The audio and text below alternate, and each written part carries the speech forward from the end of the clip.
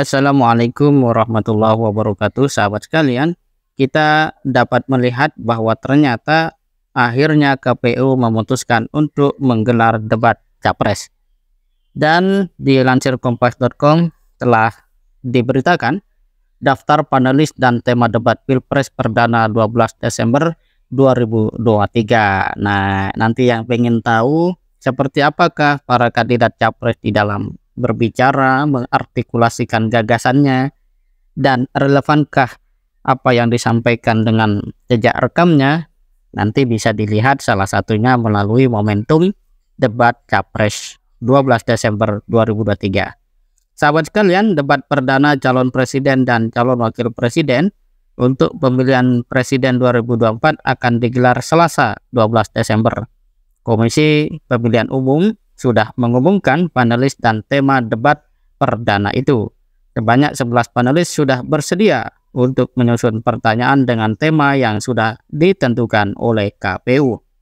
Mereka adalah pakar ilmu politik UGM Mada Sukmajati, pakar ilmu politik Universitas Nusa Cendana Rudi Rohi, ahli hukum tata negara Universitas Diponegoro Lita Testia, pakar hukum Universitas Andalas Khairul Fahmi, pakar hukum tata negara Universitas 11 Maret Agus Riwanto, pakar tata hukum negara Universitas Pajajaran Susi Dwi Haryanti, Guru Besar Universitas Jember Bayu Dwi Anggono, Ketua Komnas HAM 2017-2022 Ahmad Taufan Damani.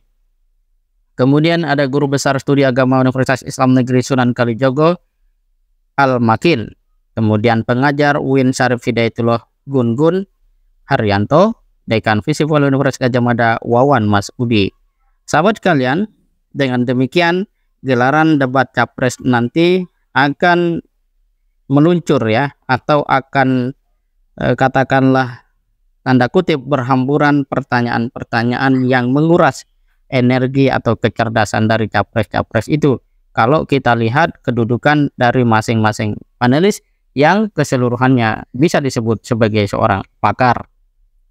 Nah, menurut berita ini juga, tema yang akan diangkat dalam debat Pilpres 12 Desember nanti adalah tentang pemerintahan, hukum, hak asasi manusia, pemberantasan korupsi, penguatan demokrasi, peningkatan layanan publik, dan kerukunan warga.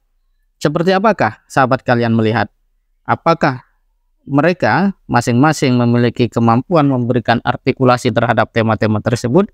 Atau ada salah satu capres yang menurut sahabat semua memiliki kapasitas pada masing-masing bidang atau tema debat seperti pemerintahan hukum, hak asasi manusia, pemberantasan korupsi, penguatan demokrasi, peningkatan layanan publik, dan kerukunan warga.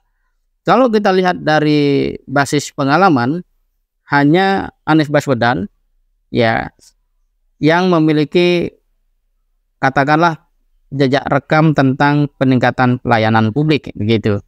Ganjar Pranowo mungkin ada, tetapi ada juga soal-soal yang belum dia selesaikan di Jawa Tengah, dan Prabowo ini salah satu atau satu-satunya capres yang belum pernah menjadi gubernur. Apakah kemudian nanti Prabowo mampu mengimbangi dua capres yang pernah jadi gubernur tersebut? Kita lihat saja nanti.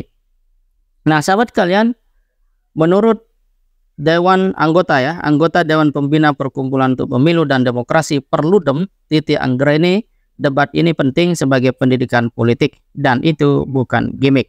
Pemilih juga perlu mencermati dan menggunakan pembahasan yang dikomparasikan dengan rekam jejak calon sebagai referensi untuk pemilih. Ya, pemilih juga perlu mencermati dan menggunakan pembahasan yang dikomparasikan dengan rekam jejak calon sebagai referensi untuk menilai kapasitas dan kompetensi para pasangan calon, ujar Titi dikutip kompas.com Sabtu 9 Desember. Dengan demikian harapannya publik bisa membuat keputusan terbaik saat hari H pemilu presiden Pilpres nanti. Sahabat sekalian, dengan demikian maka debat Capres ya 12 Desember nanti akan menjadi sebuah momentum yang sangat penting bagi rakyat melihat kesan pertama setidaknya seperti itu.